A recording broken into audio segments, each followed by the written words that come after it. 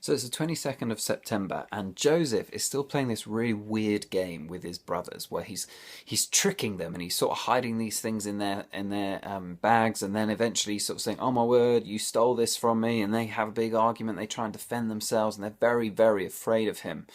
And what's he doing? Like, why isn't he more straightforward? Why doesn't he just say, "Hey guys, it's me"? Well, eventually he does. He can't control himself, and that happens tomorrow.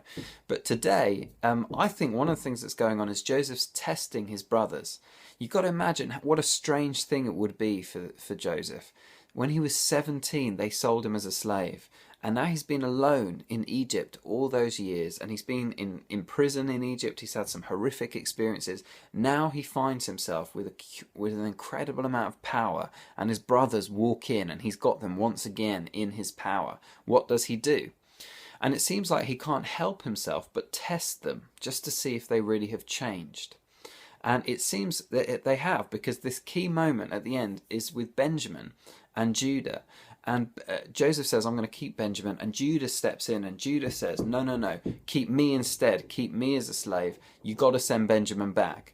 And what's amazing about that is that Judah, back in Genesis chapter 37, he was the one that sold Joseph as a slave. Judah, it was his idea to sell Joseph. So Judah has changed, and he's gone from selling his brother as a slave to offering himself as a slave in his brother's place.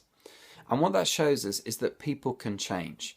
And people can change mainly, and really radical change happens when we encounter God. And the language that Jesus uses is it's about being, not just becoming a better version of ourselves, but about being born again. We change so much that we get born all over again. We start all over again.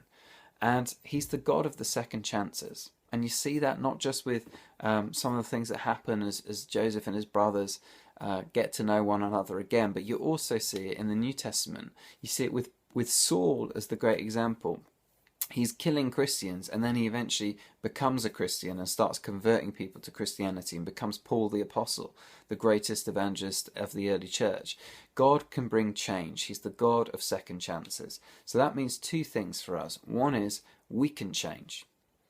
That stuff that we've struggled with for quite a while now, these things that we think, "Oh my word, am I ever going to, here I am again, messing it up in this way, or being selfish, or feeding off that in a way that's probably not healthy. Here I am again." We can change. Bring that stuff to God, who is the God of the second chance and the God of the new beginning, and ask him to help.